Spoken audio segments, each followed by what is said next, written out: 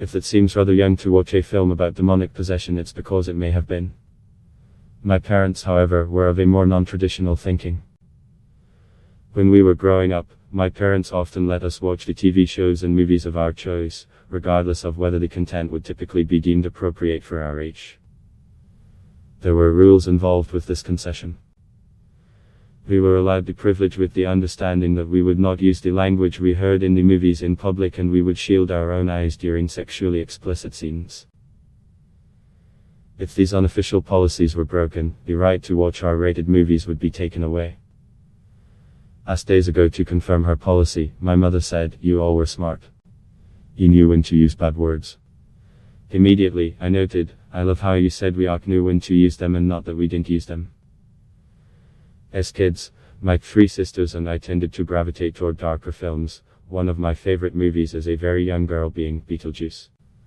While rated PA officially, the movie is undeniably dark in theme, and the main character, the poltergeist played by Michael Keaton, incredibly crude. My parents generally accepted that we were hard kids to scare and weren't easily affected by darker themes. Mom noted, "You knew movies were fake." The Exorcist was a big test of their theory that we could separate fact from movie fiction. Unfortunately, we failed it. The first time the demon spoke through 12-year-old Regan in that raspy voice, I ran out of the room in tears and refused to go back in. This had only happened to me once before. I was maybe 6 years old when my family rented Alive, that movie about the plane crash in the Andes. I didn't even make it to the cannibalism. When the plane crashed and a guy got a shard of glass in his thigh, I erupted into a fit of tears, terror, and developed a lifelong disdain for flying. My sister, who was older, stayed. But to this day, she says she's only watched the movie that one time. Oddly, The Exorcist did not scare me away from scary movies in general. In fact, I developed a sort of love of the genre and movies that make my heart beat a little too fast and my palms sweat. It wasn't that I didn't get scared.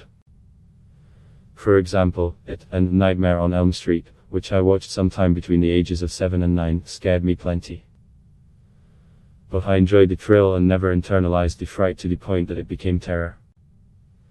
When horror movies began trending toward the campy in the mid to late years when I was 18, with Scream and I Know What You Did Last Summer, it became even easier to lean into the genre because they were meant to be excessively scary.